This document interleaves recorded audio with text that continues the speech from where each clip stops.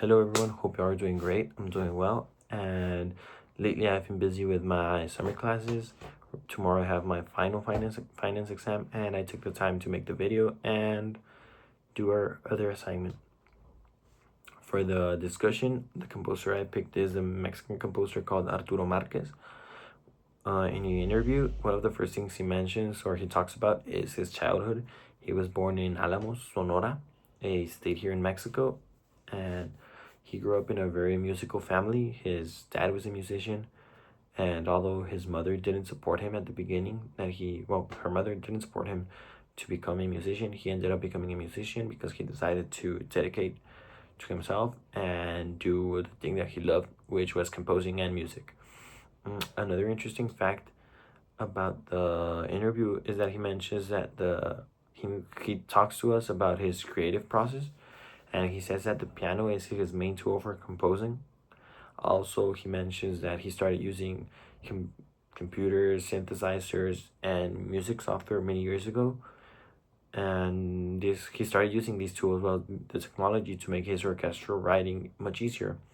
And although I consider that it's interesting that even though he has technology and all that, he still considers the piano his main tool for composing.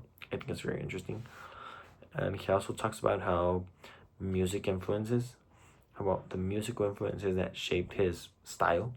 When he moved to LA, he was exposed to the mariachi music through his father, and he combined classical music with Mexican music, and mainly the mariachi music, and he shaped his own style, you might say. And one of the most memorable or interesting parts of the interview is how he discovered danzón during the 1990s.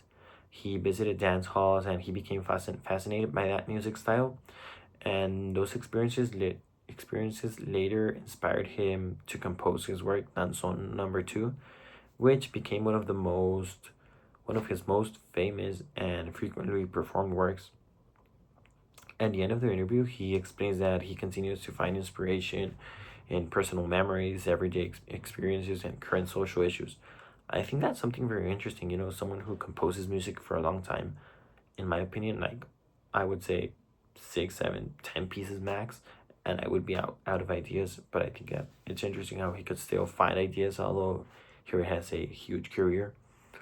And for the reflection, I chose option 1. I think it's very interesting to compare the way composers today live compared to the composers many years ago. Also, I think it's interesting how composers like Mozart, Beethoven, and Bach often they depended on churches, kings, or wealthy patrons for financial support. Because of that, they had less artistic freedom, you might say, and their music was mainly to satisfy the people who were financing them.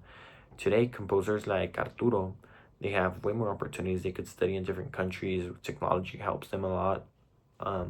Nowadays, a person could compose a song, a small piece, and make it a TikTok audio, and that TikTok blows up, becomes viral, and they build a career based on that. And although it's easier in some ways, it also comes with its few disadvantages. Because it's easier, there's way more competition. Nowadays promoting and all that, I think that makes it way harder not way harder, but it makes it hard to stand out between a lot of new composers. For example, here in Mexico, through TikTok, a lot of people are becoming musicians. They make a small part of the song becomes viral. 1 month, 2 months later, the song is out on Spotify, and people like the song, and they have a career. Overall, I really enjoyed the interview. I think it showed how Arturo combines his culture, our Mexican culture and roots, with classical music, and he proves that classical music will still continue to evolve throughout the years. And that's all I gotta say. Thanks for watching.